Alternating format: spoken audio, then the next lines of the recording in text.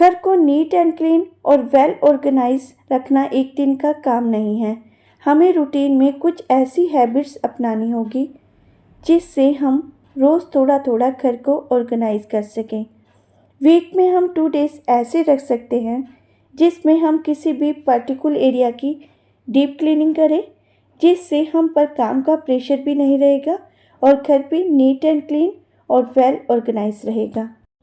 किसी भी वार्डरोब को क्लीन किए हुए हमें यदि 1 वीक से ज़्यादा हो जाता है तो उसकी हालत कुछ ऐसे हो जाती है। तो इसके लिए सबसे पहले वार्डरोब से मैं सारा सामान बाहर निकाल लूँगी, क्योंकि जब भी हम किसी पर्टिकुलर एरिया की डीप क्लीनिंग करते हैं तो हमें डीक्लटरिंग भी करनी होती है। यदि हम डीप क्लीनिंग के साथ साथ डीक्लटरिंग नहीं करेंगे तो वो स्पेस कभी भी ऑर्गेनाइज नहीं रह सकता। हालांकि मैं हाथ की हाथ चीज़ों को समेटती हूँ, लेकिन फिर भी घर फैलता ही है और फिर चीज़ों को ढूंढना मुश्किल होता है। तो आज मैं इस वार्डरोब की डीप क्लीनिंग करने वाली हूँ।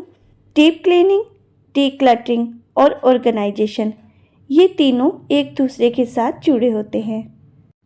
यदि हम डीप क्लीनिंग के साथ साथ डीक्लटरिंग नहीं करेंगे तो ऑर्गेनाइजेशन कभी भी नहीं हो सकता। अब जैसे कि सामान को वार्डरोब से बाहर निकाला, उसे क्लीन किया, फिर वापस वार्डरोब में रखा।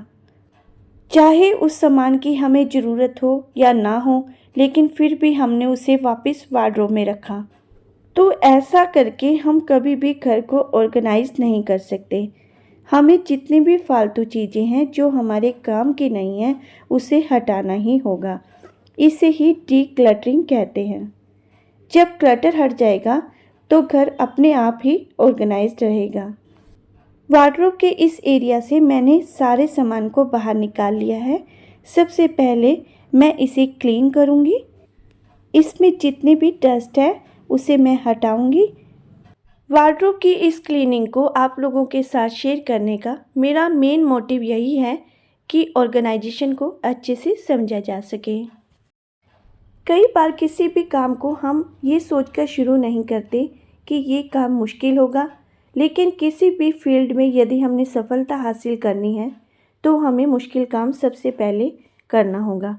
कोई भी मुश्किल काम यदि हमने शुरू किया है तो वो ख़त्म भी होगा। चाहे हमें सफलता मिले या ना मिले, लेकिन एक्सपीरियंस ज़रूर मिलेगा। तो इस वाली वार्डरोब में मेरा रहता है स्टिचिंग का सामान, पेस्टिंग का सामान, स्किन केयर प्रोडक्ट। वार्डरोब का जो फर्स्ट सेक्शन है उसमें मैं रखने वाली हूँ स्टिचिंग का सामान। इस बॉक्स में जो भी उलझे हुए धागे थे उन्हें भी मैंने सेट कर लिया। इसी बॉक्स में मैं रखूँगी इंची टेप और इस वाले बॉक्स में रहते हैं सभी प्रकार के बटन।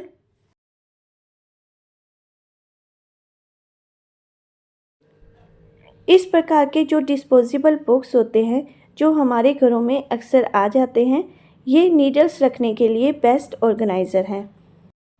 इसी के साइज का एक सर्कल शेप में मैंने पीस कट किया, उसे इस बॉक्स में रखा और इसमें सारे नीडल्स कुछ इस प्रकार से मैंने सेट किए कि जब भी मुझे ये चाहिए तो मुझे ईजिली मिल जाएंगे।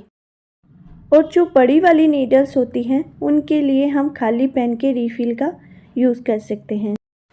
स्टिचिंग का ये सब सामान मैं वार्डरोब के एक सेक्शन में रखूँगी और मेरे पास जितनी भी सीजर हैं वो भी मैं इसी सेक्शन में रखूँगी।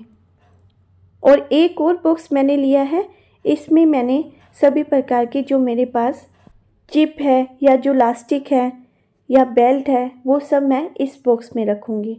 इसे भी मैं इसी सेक्शन में रखूँगी। यानी कि जितना भी स्टिचिंग का मेरे पास जो भी सामान है वो सब मैं इस सेक्शन में रखूँगी। मेरे साथ साथ यदि कोई घर का दूसरा मेंबर भी ये सब सामान लेना चाहे तो उन्हें परेशानी नहीं होगी। एक ही जगह में सब सामान रहने से हमारे काम काफ़ी आसान हो जाते हैं।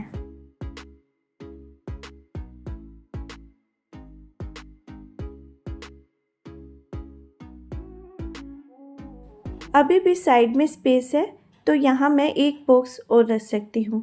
ये एक पेपर बैग है जिसमें रहते हैं मिरर और जितने भी वॉल हुक्स हैं वो इस पेपर बैग में रहते हैं। इस पेपर बैग को मैंने एक बॉक्स में कन्वर्ट किया हुआ है, तो इस बॉक्स को मैं यहाँ साइड में रखूँगी। थोड़ा सा जो स्पेस है वो मैंने फ्री रखा है। ये स्पेस मैंने इसलिए फ्री रखा है कि जब भी मुझे कोई कपड़ा स्टिच करना हो तो उस कपड़े को मैं यहाँ रख सकूँ और मुझे उसे स्टिच करना याद रहे। वार्डरोब के सेकंड वाले सेक्शन में मैं पेस्टिंग का सब सामान रखती हूँ, जैसे कि जितनी भी मेरे पास ग्लू है या जितनी भी मेरे पास टेप है वो सब सामान मैं इस सेक्शन में रखती हूँ। जैसे कि हॉट ग्लू है, सभी प्रकार की टेप है, फेविकोल है, वो सब मैं इस सेक्शन में रखती हूँ। छोटा छोटा जितना भी पेस्टिंग का सामान है, जैसे कि फेविकोल हुई, टेप हुई, वो सब सामान मैंने इस बॉक्स में रखा है। इसके साथ साथ हॉट ग्लू को भी मैंने इसी बॉक्स में रखा है। जो ग्लू सूख चुकी है या जो भी एक्स्ट्रा सामान है उन्हें मैं साइड में निकाल दूंगी। एक ही बॉक्स में ये सब सामान रहने से मेरा काम काफ़ी आसान हो जाता है। इसी बॉक्स में मैंने एक रैक मार्क रखा है।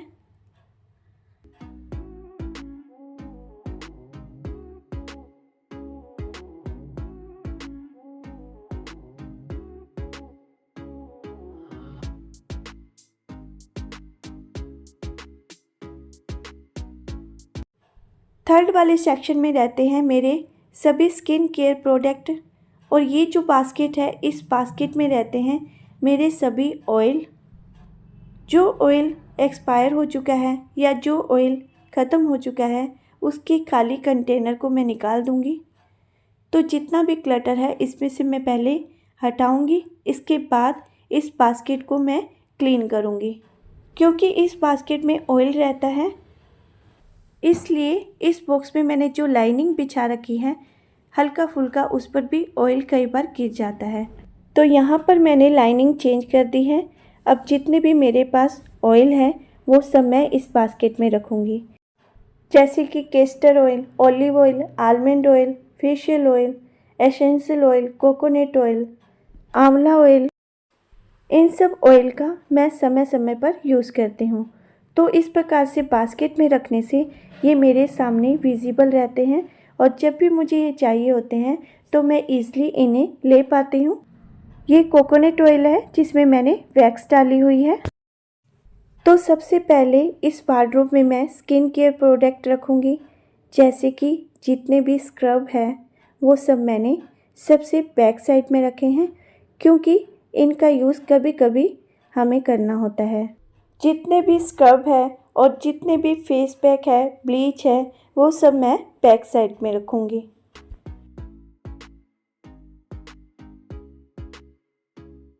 और एक साइड में मैंने रखे हैं जितने भी पाउडर है वो सब मैंने एक साइड में रखे हैं। और पाउडर की साइड में ही मैंने रखा है हेयर स्प्रे और परफ्यूम, यानी जिस सामान का यूज़ कभी कभी होता है उन सब सामान को मैंने बैक साइड में रखा है। और इन सब सामान के आगे मैंने रखी है ऑयल्स की ये बास्केट।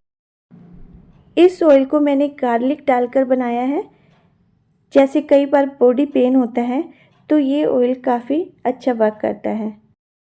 और इसके बाद मैंने रखे हैं मेरे होममेड फेस पैक। ये है मुल्तानी मिट्टी। और सबसे आगे मैंने रखे हैं मेकअप ब्रश। वार्डरोब का ये सेक्शन भी कंप्लीट हो चुका है। अब बचा है एक लास्ट सेक्शन।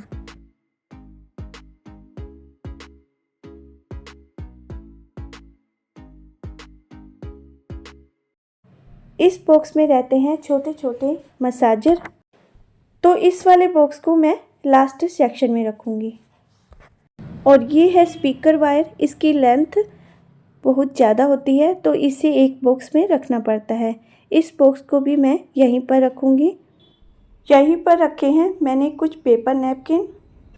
इस पर्स में रहती हैं मेरी सभी कीज़। इस सेक्शन में मैंने वो सब सामान रखा है जो मुझे यूट्यूब की वीडियो शूट करते समय चाहिए होता है। और इस वार्डरोब से इतना क्लटर निकला है। जब वार्डरोब से इतना क्लटर निकलेगा तो वार्डरोब तो अपने आप ही ऑर्गेनाइज होगी। पहले ये वार्डरोब कुछ ऐसी दिखती थी, मतलब सब सामान मिक्स हो चुका था। और जब भी कोई सामान चाहिए होता था तो उसे ढूंढना पड़ता था। और अब ये वार्डरोब कुछ ऐसे है।